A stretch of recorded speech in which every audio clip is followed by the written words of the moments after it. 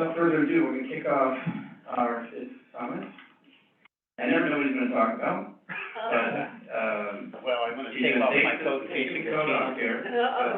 But Peter Borish, has lots of chapters, as we both, we want to be smart and top tier in both investing and philanthropy, and you represent that in many ways. So, maybe you'll introduce yourself better than I will. Thank you. So, I'm really here, and most importantly, to try to talk about Robin Hood Foundation, which I'm a founding trustee, and NextGen Philanthropy.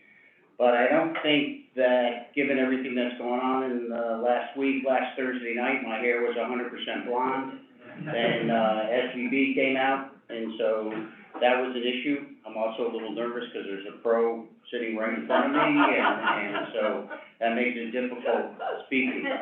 So, how much time do I have, and I want to leave for questions? Really, 5 to 7. 5 to 7, okay, wow. I can speak quickly. Okay, first of all, show of hands, how many people think that the FDIC and the Fed and the Treasury and everybody did the right thing by SVB and First Republic? Okay, so a majority. How many people think that the administration's plan for student loan forgiveness is the right thing to do? 1, 2, so not that many. So it's pretty awesome. So here we are talking about philanthropy, but the main thing is right now we got philanthropy for the rich. So if you're really wealthy and you had a VC fund and you didn't have backup and you weren't reading the 8K and everything, cool, we should get bailed out. But if you're a student and you're trying to better yourself and you're like one of the 2 receptionists that were here, and all of a sudden you're not making a lot of money, fuck them. So that, to me, is an issue, and one reason why the political aspect is difficult. So as soon as SVB went down, you know, the red team went into its corner. Oh boy, SVB is a woke bank, whatever that means. The blue went into its corner. It's all Trump's fault because we loosened regulations, but, you know, management sort of gets a free pass. That's not the way it's supposed to work. Now, I happen to be in favor of both because I think there's systemic risk and you would have had a further run on deposits. So last question. So then, what do we think the Fed's going to do today? Pause. Show of hands. Pause. 25 basis points. Anybody think 50 basis points? Even though the UK inflation number today was back in double digits. So, from a macro point of view, we have to think long and hard. So, I'm just gonna throw this out there. You know, I do global macro consulting, and the trade potentially is to be buying calls on 7 or 8% 2-year, because if we had the SVB thing and we couldn't get anybody together in terms of saying, oh boy, this is not good when there's debt issues and the Republicans and the Democrats move to their respective corner, what is likely going to happen as we move toward the debt ceiling? So if you believe in markets and everyone thinks, oh, it's just posturing, but we all know, or I think we all know, what happened at the end of Peter and the Wolf. Anyone want to get, everybody remember that? Who came? Nobody believed them, but who came? The wolf came. So this period here is particularly tricky from a global macro point of view. Now, how does that relate to philanthropy? Because in New York City, you came over here. It's the greatest city in the world, by far. And you can talk about positives and negatives, and everybody loves Florida. I don't see New York instituting a curfew because people are getting shot outside of Smith and Walensky on Ocean Drive in South Beach. So you can, there's reality and there's fantasy. And in my mind, that's a fantasy. But when you live in New York and you come here this morning, and you walk over, whether you came by the subway, or you came from the train, or you walked over, you got out of an Uber, there's four things that we see. What does Robinhood try to do? Robinhood tries to work with mobility from poverty. And that's all great, you know, that's kind of like the Miss America conference going, yeah, I want to have world peace. What does that mean? But the reality is, in New York City, there's four issues that we see every single person sees and walks by it, and we try to help it. One, you see homelessness, you see mental health issues, you see food deprivation, and you see immigration issues.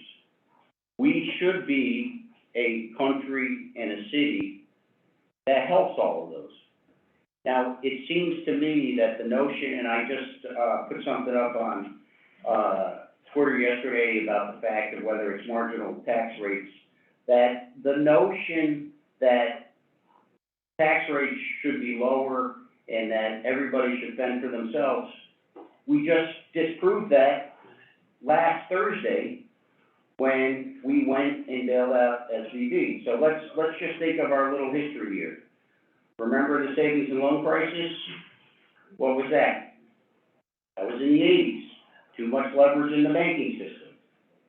Everybody, and then that potentially led to the 91, 92 recession. Who gets hurt most in recessions? Right. Exactly. So the world has to, if the markets are going to adjust for it. So when the seesaw's out of whack, so, you know, take somebody who's got a lot of money. So take Mark, right? So he's got, you know. I'm going to have to cut you off on that. No, 30 seconds. He's got a couple of, you know, he's got $1 million. His kid's got 50,000. If the market doubles, the spread between those who are doing everything they're supposed to do, the kid gets 100,000, he gets 2 million. That spread gets wider and wider, the compounding. That's why during this period of extraordinary low interest rates, financial excess, the seesaws got out of whack. So what happens? Markets work. Now, if it goes down by 50%, he has 500,000, and the kid has 50, and that spread gets very much narrower. That's what's happening. That's likely to continue to happen. So when we're here in New York City, and you see that, those four issues, that's what we try to address. Now, Robinhood is a unique model, right? The board pays for the overhead. So therefore, every dollar you contribute is going to go out in the next 12 months to helping those who need it the most. And what we're trying to do, and we want to have more partnerships. And so Robinhood has to evolve, just like every business has to evolve. So when we started, what happened was after the 87 crash, Paul and I, we said, ooh, we could have some real issues here. So we're going to try to help Robinhood. We were like the first fund of funds, right? For the not-for-profit world, as the fund of funds industry evolved in the hedge fund world. With technology, data, and disintermediation, the fund of funds world and the hedge fund world has dissipated. It's done that somewhat in not-for-profits because people want to do directly. So if you have a particular program interest, then we can help you because we have expertise, we have the data, and we have the staff. So the key for Robinhood is all about helping those who are less fortunate in the greatest city in the world. So hopefully we have a couple seconds or minutes, I don't know, we're behind schedule already. Stick around. We're gonna have the aggregate set of questions that will happen. I want Fiona to come and chime in, and then some others that don't move. Don't move. A lot of pressure too. But all those points are well taken. So, Fiona, I think my colleague is going to share the screen. I'm gonna move over here, so I'm not. You do have to move it. So Nessa, you can share your screen with what Fiona's gonna. So just to keep everybody in their right early morning, I'd love you all to stand for a minute. Since we're all sitting down, I'd like, and if you don't want to stand, then I'd like you to at least just think that you are taking a breath and think about the world and the trees and the spirit and all of us. And thank you, Mark, and everybody for being here. I've been an investor and I've learned what not to invest in. And that's really the greatest act, but one of the beauties that I've enjoyed is experiencing the rainforest. So is she gonna put it on? Is that? I think it's ready to go. It's ready. Go. Because Man, I don't know, let people sit down. I can't see. well, it's help, it's perspective.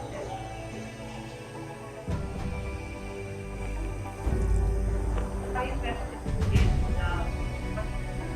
The rainforest, an area home to more species than anywhere else on Earth. I feel like I'm in the heart of everything. There's a thriving that is really powerful.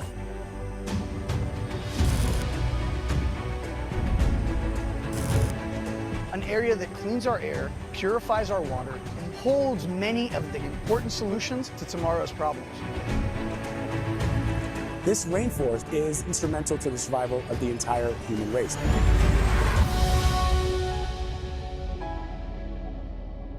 Here's everybody's medicine that we need right now. Rare, different types. We need to protect what we have. The future of humanity is at stake.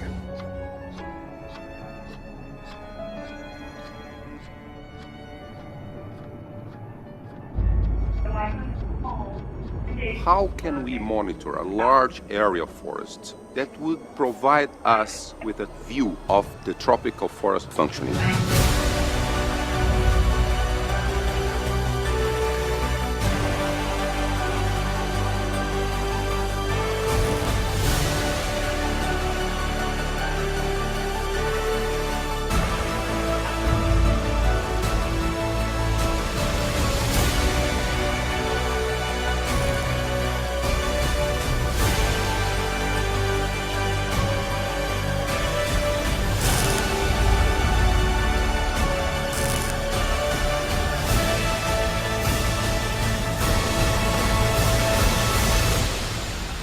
We need nature.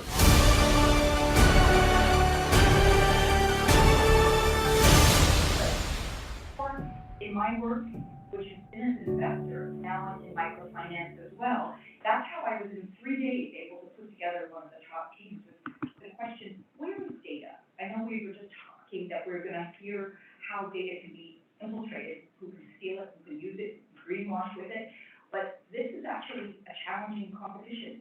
We have 24 hours to go into a rainforest, and we are actually pulling out some of the most important data in the world on the species, the plants. She's gonna pop it a couple more slides ahead. We've got eDNA machines. We're going in and pulling out DNA of plants. Now, who's gonna own the DNA of that plant? That's a question I place, because 80% of the world's forests are managed and maintained by indigenous communities. That's not just forests, that's all our food and a big part of the medicine that we need as we move through, not just in our lifetime, but that of the rivers that flow through there, the water, the air that we breathe.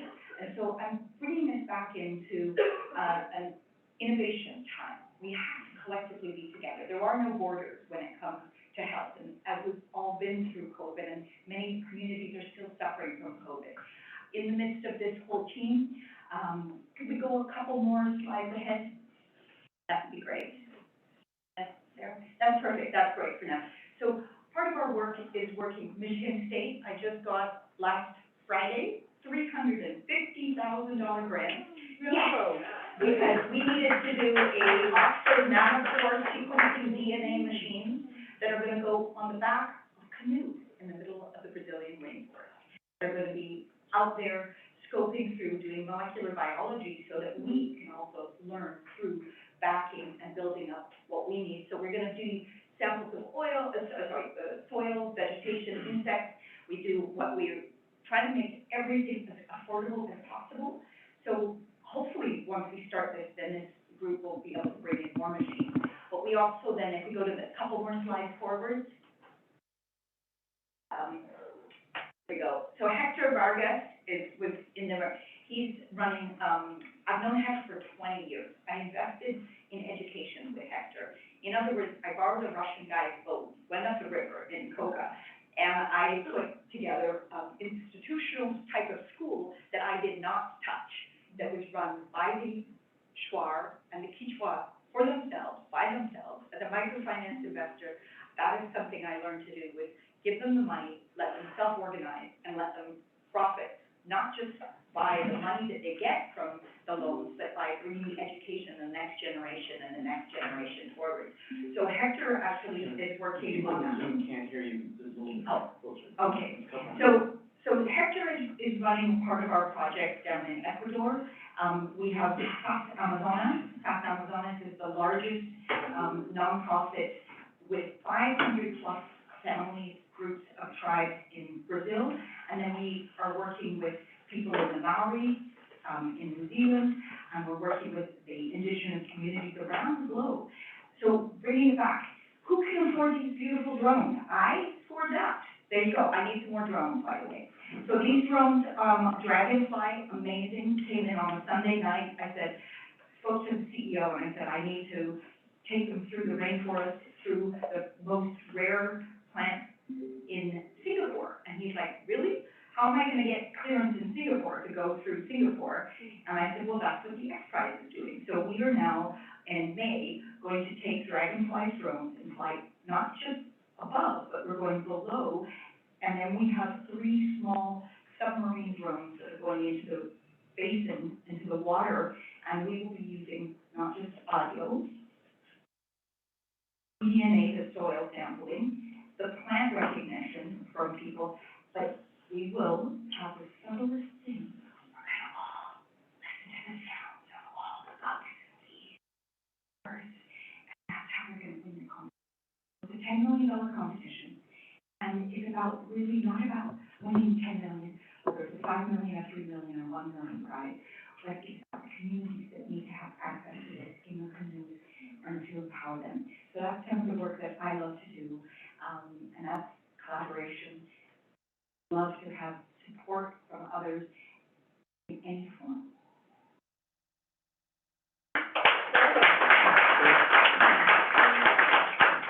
Stick around. You want to? Somebody else is, oh. Do you want to stick around, Jonah, because we're going to let Sarah come up? I know Consuelo cannot make it, or unless you can by Zoom. Is she zooming in? Maybe, and you're going to enjoy it. Love when our world sort of collides in interesting ways. So How about Joe? Is Joe? Joe is here. Joe will, Joe, you come off mute so you can hear you. Oh, you're giving me the mic. This is a scary moment for Mark, right here. We're going to test it out. Okay. Do you want me to, Rita, do you want to come up here? Sure, absolutely. And Joe, you're there? Can you hear me? I'm here, if you can hear me. Okay, you're not fishing, but you're great. Okay, so first of all, I just want to thank everybody for being here. I know time is of the essence, so I'm going to cut to the chase. My name's Sarah Drewbridge. I'm one of the old timers with 361. Mark, like I said, is very scared when I hold the microphone, but he'll get over that. So for myself, I have a vast background in education, but I do want to just say that I have a social impact ecosystem that I put together with a for-profit arm and a not-for-profit arm. And I'm not going to talk about it here because I have the pleasure of being the person who's going to interview the people who usually do the interviews. So first, when I got the opportunity to talk about this, I said to Mark, I wanted to do a 30,000-foot view of social impact because right now we have sectors. So first person that I asked to give a little overview was Joe Milam. And some of you may be familiar with him. I'm going to read a quick little bio. Joe spent 40 years started buying stocks in college, in the public and private markets. He ran a family office for 20 years, originally at 3000 Sand Hill Road. The Band of Angels was founded in his office, so you can ask him about that. His experience in 25 years of researching the venture industry has defined what he is doing now, bringing long overdue innovation and professional investing practices to how startups are funded. And yes, I'm originally from New York and I'm talking quickly. So, Joe, I want to welcome you, and I don't see you, but I know that you're there. What you and I talked about, I want you to kind of give an overview, a real brief overview on what's the false narrative around social impact that people have. Yeah, can you hear me okay? Very well. Okay, good. I'm struggling with the mic to hear you, but I did get that. Question is, what is some of the false narrative around social impact investing? Was that the question? Yes. Yeah, I have been in this space a fair period of time. And one of the principal false narratives is this notion of concessionary returns. I think that is a misplaced characterization, trying to suggest that impact investors are the dumb money at the table, if you will. I think that given the headlines in the last couple of weeks, I think we can see there's a whole lot of dumb money that was involved in Silicon Valley Bank. So the false narrative of concessionary returns is just, again, completely misplaced. It's more reflection on misallocation of capital, a poor investment construction process. But that's not something that applies just to impact investors. It applies to a lot of others in the venture and entrepreneurial space. So I've seen that narrative numerous times, and the people that are trying to put forth that narrative are oftentimes trying to just position themselves as the smart money, which is just in and of itself an offensive phrase. I'm going to ask you another question that puts things in perspective a little bit. Can you share a little bit about the old models of social impact versus the new models? Well, yeah, I mean, I think that's a wonderful bridge to that, because the notion of funding entrepreneurial ventures, historically, it's been done one deal at a time. And that's really what I call the old model, a transactional approach to supporting new innovative companies, impact or not. And I think it's important, I think one of your questions that we're going to discuss is, what is an impact company, which I think is really important conversation in and of itself. And I'll just default to Gene Case's definition. A partial component of the definition is impact is in the eye of the investor. It's not for anybody else to say that is or isn't a social impact company. It is solely in the eyes of the investors that are choosing to support that entrepreneurial venture, as to define whether it has an impact that's important to that potential investor. But the old model is this view of concessionary returns, but also taking it from a transactional approach, this deal or that deal or that deal. The research is clear on this, that the opportunity to capture meaningful returns off of innovative companies, given the history and the risks of the asset class, again, impact or not, is the opportunity to capture meaningful returns is available if the capital is deployed properly. And what I mean by that is the portfolio strategy itself embraced such that you're managing risks properly through proper diversification? You want to invest in green tech, invest in a pool of them, a bunch of them, because that allows for the probability of success of your green tech impact portfolio to succeed somewhere down the road. You don't try and rifle shoot and say, I think that's a really good green tech, or that's a really good green tech, okay? Or you want to support female entrepreneurs or diverse populations. Ironically, a better portfolio construction, i.e. more diversification, actually magnifies the impact you're intending to have, supporting more in the green tech field or female entrepreneurship. So a better constructed portfolio will actually improve what I call the psychic return, the qualitative ROI. It's that same return that people that give money away generously, that's their economic return, is the psychic return or the qualitative return. Impact investing, you have to calibrate return, both financial and non-financial. And the more you diversify a portfolio around your impact thesis, the more psychic return you're going to receive. And the math is clear, you're likely to have a better financial return as well. So the old model is transactional. The new model is deploying capital well, managing risks to optimize on total return, psychic, qualitative, and quantitative, financial. And as a researcher, I'm really happy you mentioned qualitative and quantitative in the same sentence. I know in the interest of time, I just want to ask you, you had made reference to something that we were going to touch upon. I want you just to have the ability to share with folks here something that you think is really important in the area of social impact that maybe we haven't touched upon. And then we'll move on to our other panelists. Thanks, Joe. Yeah, you bet. I think this new model is really a critical and important point to really emphasize. This new model of diversification, because families, family offices, wealthy families that are well-intended and want to deploy more capital in impact investing, they struggle because of, do we staff up and hire people to do the due diligence to do a transactional approach?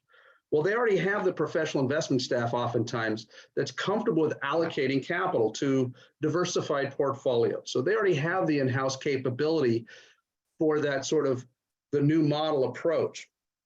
And then just one last thing, which is a topic that it's hard to make it sexy, but it really is for nerds like me, is some overlooked tax incentives, particularly in the impact space, that are so important and can instantly de-risk impact investing, make you look like the smartest money at the table, smarter than most angels and VCs that are out there today, because they don't utilize these tax incentives. And the specific one to impact investing is called Qualified Small Business Stock, QSBS, under Section 1244 of the IRS code, QSBS Section 1244.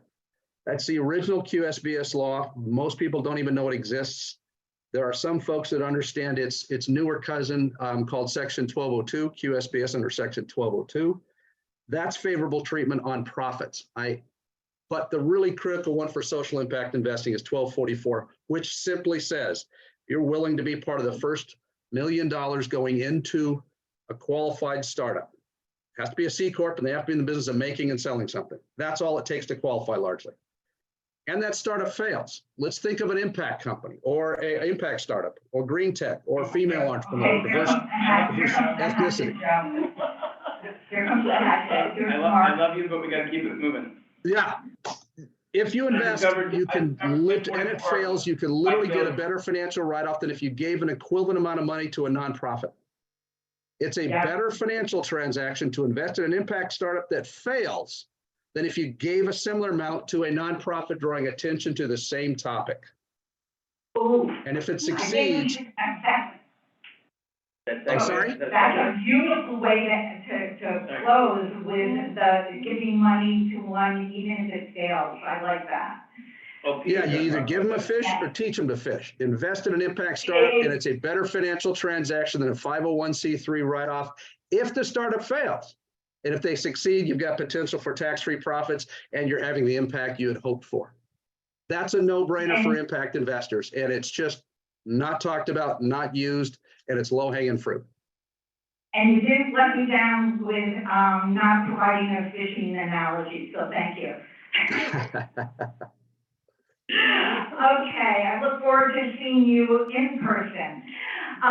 Thanks, Joe. The other panelist who couldn't be here today, Consuelo Vanderbilt-Costin, she unfortunately got ill last night and she couldn't be here. What I do want to do, though, in her absence is read her bio, real quick bio, and I invite you to come and talk to me a little bit. I'm doing some work with her that I can elaborate on, but in her absence, let me just read her bio. Consuelo Vanderbilt Costin, the seventh generation descendant of shipping and railroad tycoon Cornelius Vanderbilt, is an American singer, composer, songwriter, designer, actress, philanthropist, and entrepreneur. Her music has made it to Billboard's top charts, with hit singles earning her Billboard's #2 breakout artist honor.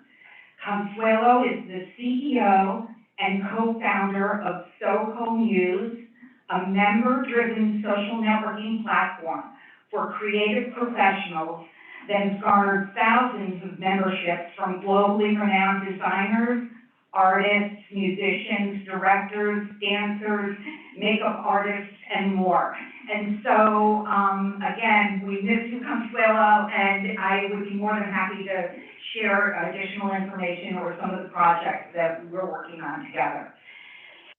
Now, Rita, who hardly needs an introduction and who puts me in a very nervous place as I'm interviewing Rita.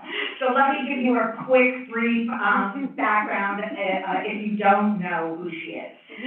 Rita Cosby is one of the most recognized and respected broadcasters in America, who has attained an extraordinary level of success in multiple arenas that few in the media broadcasting landscape has ever achieved. An acclaimed Emmy-winning TV host known for anchoring her highly primetime shows on NBC and Fox News. She's also a veteran correspondent, multiple best-selling author who is listed in 2017 and 2018 among the top 200 most influential authors in the world. Rita has secured exclusive interviews with more than 20 world leaders, including 7 U.S. presidents, and became the first American journalist to interview Pope Francis when she spoke to him at the Vatican about his historic Mideast Peace Summit. She's also currently chair of the game-changing Global Service Institute of Long Island University. And Rita, it is a treasure having you here and being able to ask you a few questions. The first question that I do want to ask you is, we're here actually to talk about your work with the Global Institute, and with such a varied background that you have in media, what brought you to wanting to do social impact? Well, first of all, thank you for having me here. I'm a little used to being a friend of mine, but it's nice being interviewed. I'm usually the one, first off, I just want to say thank you to Mark, and also Michael State. Sorry. Bravo for what you guys are doing with Robin, but I know Wes, who of course is the governor now of Maryland, but you guys have done such extraordinary work, and Fiona too, beautiful, what you're doing. Sarah, it's wonderful to be with you too, with your background in education, and for me, as someone who has spent my life interviewing so many people all over the world, I was worried that introduction to Consuelo was me, because I can't sing, okay? That's the one thing I can't do. But for me, I've always been asked to be a part of different charities and asked to speak at different charities, and always believed, as many of you who are so busy in the room, that time is really one of the most precious resources, not just mine.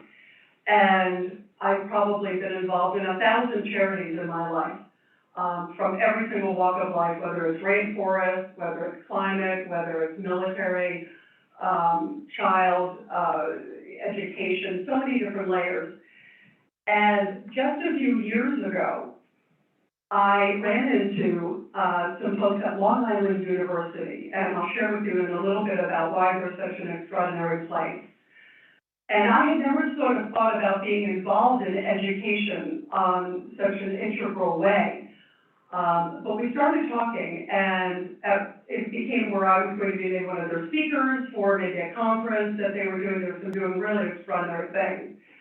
And I said, there's no place, really, I was just talking with them as a friend, and I said, there's not really any place in America or in the world that really is sort of a consortium of charities that really is teaching young people and old, but particularly young people, especially as so many of you are focused on NextGen, about how to learn to get involved in charities that they believe in.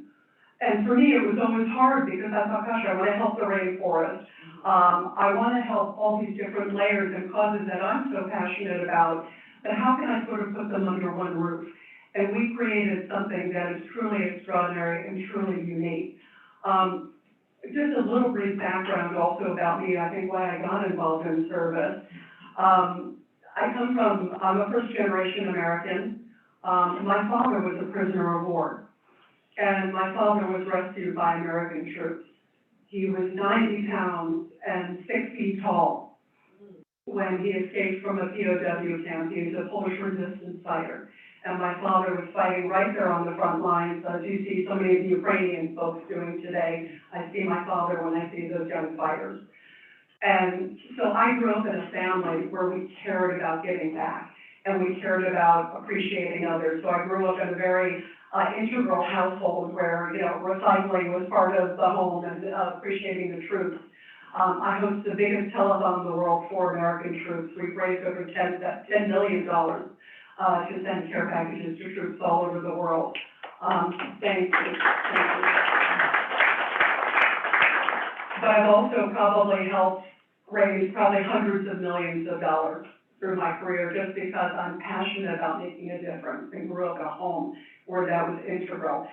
So when I heard from LIU, we started talking, and I said, you have all these incredible things in your base, which we'll get to in a moment, but nobody is creating something that is a consortium, a main central place to teach young people these values of service. And there's a real reason to do it, not just obviously is it a great moral thing to do, but to also give them a heads up and a leg up in life. There are studies that show that if you have service in your background, you are 10 times more likely to get hired. Think about it, as you were talking about in the economy today. It is such a vital thing to have that on your resume. How many times do you have somebody who comes to you and they say, I want to do X and I want to do X, and you're looking at resumes. I get, we probably in television, I probably get thousands of resumes a day from somebody whose son or daughter wants to get involved in broadcasting. What's the difference? You look at somebody who has a moral purpose, which is clearly what all of you have here in the room. And of all things being equal on their resume, I am absolutely going to pick the person who's been involved in doing great charities like Robin Hood and doing other charities like many of you in the room, because it says something about their purpose. They've already made connections. You have changed a life. So there's some real great economic reasons to do it. And so we launched, it's only been, which is really exciting, it's been a little over 2 years, and we launched the Global Service Institute at Long Island University. I'll walk you through really quick what it is, if that's okay here. Here are some of the folks that I've interviewed, and again, spent my life shining a light on. But I am shameless in terms of asking them, hey, would you come and help with the Global Service Institute? So it provided a really great tentacle and network for speakers and for just different layers. And if we can go to the next slide, I don't know who's running it, but we can go to the next slide. Here we go. These are just a few of the people that we have involved that have already spoken at the Global Service Institute. And again, in just 2 short years that we've had since we've launched. Ann Dunwoody, she is the first female 4-star general in America. Ben Carson, we have President Bush, of course, General Petraeus. We've also had the Prime Minister now. He was Prime Minister, he's back again, as you know. Netanyahu, people that I've interviewed and I've known through the years. All of them have donated their time and effort, because when I explain this to them, what we're doing, they're like, this is amazing. Nobody is doing this. And we can go to the next slide here too. As we are talking, just to give you a base of what we're doing at Long Island and why it is such a special place. There's nobody in education that's doing what Long Island University is doing. First off, I thought about, Joe was just talking about sort of startup charities, but I also thought, why not go to a place that has an incredible base? And I kind of describe it as a cake, and hopefully I put the icing on the cake, but there was an incredible cake to start out with. And nobody was doing this in the educational sphere. We have Rock Nation, which is, of course, Jay-Z, Rihanna, Alicia Keys, Beyonce, the Who's Who in sports too as well. It is an all-star group, and they are doing their only Rock Nation School of Music at Long Island University. So I thought, what a great pairing, and they have certainly have been very involved, not just with education, but they're also doing a lot in terms of, criminal justice. There's so many layers that they give back on. We also have one of the top AI schools in the country. It's been listed constantly. U.S. News and World Report is one of the best schools in the country on a whole bunch of different levels. Also a top-notch pharmacy school, a vet school, all these different layers. We also have the Roosevelt School and created a Society of Presidential Descendants. So it's all the families of all the American presidents. So think about that. Again, apolitical. Republican, Democrat, we didn't want it to be political because it's education. I wanted to, in fact, on my board, I have Wesley Clark, and then I have Michael Reagan.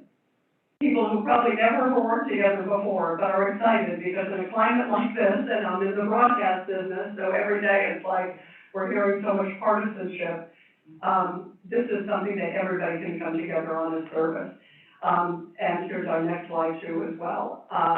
Here we go, there we go. These are just a few other people that we've had. You can see Buzz Aldrin, President Biden, Ehud Olmert, also the ambassador there, the former one from UAE, and a number of others. And then here's the next slide too as well. I'll go through this quick here for you guys. This is really neat. We have a whole bunch of different programs. One of them is a certificate of service. So kids for the first time ever will get a certificate of service. They'll get class credit because we have Long Island University, but they will also get a certificate of service that they can take to get that boost in the job market. We also created, it's 100 small ideas to change the world. And we're bringing in basically Shark Tank folks, people that I know from Shark Tank, that will come and be judges for it. And we're also doing this, which I really love. We created the first global service app. It is the first ever of its kind tied to educational institution in the world where we're connecting people of service. So you put in like, I'm so-and-so and I'm in Africa and I want to help with the rainforest. Well, you type it in and it'll connect you either if you want to go over there or if you want to help with them electronically. And we thought we were really ahead of our time. We started the idea a little bit before COVID, but we launched this in the middle of COVID. And even before COVID, we were thinking, how do we connect the world electronically? How do we really get kids engaged? State of the art, absolutely. I want to ask you a question specifically about that app, because there are a lot of people here who are involved in social impact and have organizations. How do they get in touch with you to be featured on the app as an organization? Absolutely. Well, feel free. You can either go onto the app, which is global service, and you can download it. It's already, we brought in outside developers, so we really did it right. We took state of the art. So you can either just sign on. It is free, by the way, and everything we do has been free. All the virtual speakers, we've been doing monthly speakers with these Who's Who. We had Joe Theismann talk. We had Kathleen Kennedy Townsend talk. And we have been getting people who tap into us around the world, who literally, we've been getting a child, somebody from Poland writes in, or somebody from Australia writes in, and somebody from Des Moines has been writing in, and certainly New York, saying that speech, and they were able to ask questions. Think about that, to have the opportunity to speak to the former prime minister, or the current prime minister of Israel, or a superstar football player, whoever it is, talking specifically about service.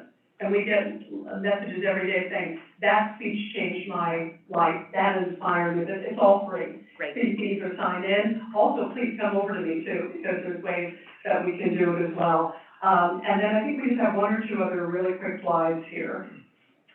And the next slide, if we can go to that, here we go. This one, Rita, just real quick, yep.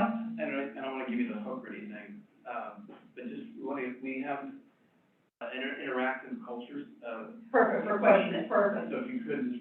Yep, actually, this is my last one, actually, thank you, Mark. Yep, perfect, actually, perfect timing, thank you, Mark. This here, really quick, you guys, is what makes this really extraordinary, and why, we want to engage with all of you. Not only do we have an incredible platform, and by the way, Carrie Kruckle, who is the Executive Vice President with Long Island University with Advancement, is here, who also is joining us. And I'm so proud to be engaged with you and Dr. Klein and everything that you have accomplished. It's really amazing, Carrie. But what we also can do, not only can we help you in terms of being a great partner, we can help elevate you and your charity. When we launch, this is just 2 weeks of all the press that we did. So you think about the difference we can make to elevate your charity and put it on the map. So we want it to be a true partnership with all of you, and I think it's something no one else is doing in the world. Thank you, Rita. You're gonna be around for a while, right? So people can come up and talk to you. Yeah. Okay, but we do have a few minutes to take some questions. Yes, questions. And we have chairs up here for those in the back that can't see. So who might have a question? Now is your time. And this could go, frankly, to any of the speakers. Yeah, any of the speakers. First of all, I'd love to talk to you offline. My name is Michelle Litt, and I work for an organization Repeat that again. my name is Michelle Litt, and I'm the executive director of an organization that deals with formerly incarcerated men, women, and families. Oh, But with respect to the program at Long Island University, which I think is spectacular, I have young adult children and kind of older teenagers as well. Do you have to be a full-time student, or can you participate in this program kind of as needed basis, as a one credit course, or take it for without credit? Fabulous. That's a great question. That's a great, anybody can be a part of it. Not a problem whatsoever, and in fact, we're gonna start this summer program that people can be a part, not just students, adults, teaching the values. Because no one's really taught, and also the great thing is, because of the incredible tentacles that Long Island University has, like Jim McGreevy, the former governor of New Jersey, who's a friend of mine, does a lot with women, incarcerated women in particular. So, we customize people getting involved in their interests and turbocharging charities. And especially as we're looking for additional partners, the partners that are part of it, we will elevate your charity like there's no tomorrow. And that's the wonderful thing. Whether it's helping to invite people to donate to the charity, whether it's getting volunteers, connecting people all over the world, so it doesn't have to be for credit. If they want to be for credit, it can be, which is a nice bonus for students. We're also doing scholarships too as well because of the incredible base. LIU has 17,000 students, branches, not just on Long Island, but also has an incredible branch in Brooklyn and also in Westchester, also a partnership with West Point. So, and also partnerships all over the world. I walked into a gem.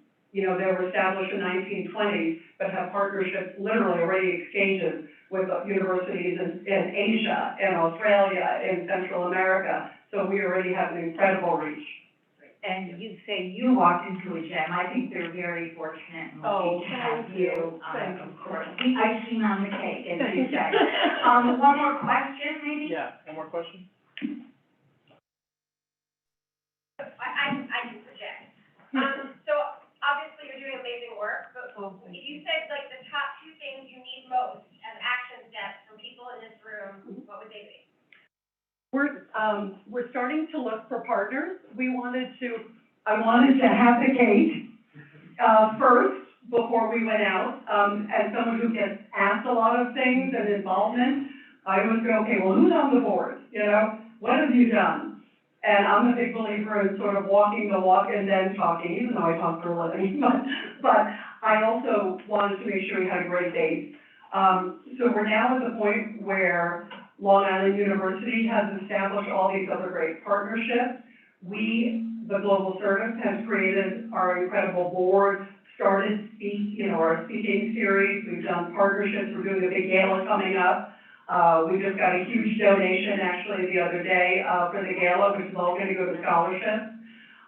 So we're looking for now to have great strategic key partners. Also, I invite all of you, as Sarah so beautifully mentioned, to be a part of our app to sign up, because that automatically will help you, your charity. But we're also looking for some strategic partnerships. There's naming opportunities for the Global Service Institute, which, by the way, is a very coveted thing.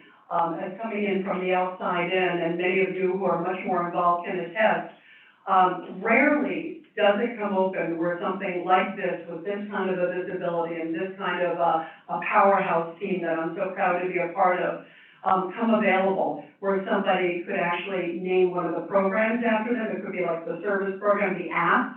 It could be a technology partner, or anybody who wants to have their name on the app for the rest of their life.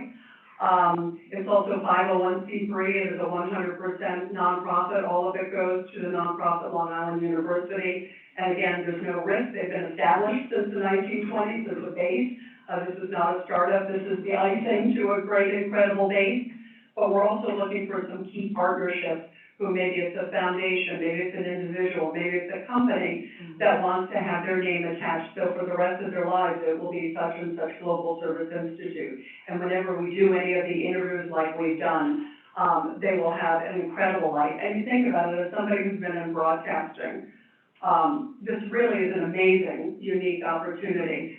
You know, I've had where we talked about a charity on the air, and I remember one time we mentioned a particular charity. After plugging them, they got millions of dollars of donations from one hit on major media. You know, you think about, so we have not only the ability, I really want it to be a win-win, and I want it to be somebody with the same sentiment of giving back and caring about legacy and caring about future generations. But it's an extraordinary opportunity where I think it will turbocharge whatever charity or whatever foundation, and also shine a light on interests that they really care about for impact. Thank you. And I know that one of the goals that Mark has always had with 361 is that of collaboration and everyone being able to play in the sandbox. He's even let me play in the sandbox a little bit. But I think that what you're doing also illustrates that, and how nice of you to be able to join us here to share that with 361. And they are very fortunate to have you, as we are today having you here. So thank you. Thank you. Come join our 361 firm community of investors and thought leaders. We have a lot of events created by the community as we collaborate on investments and philanthropic interests. Join us.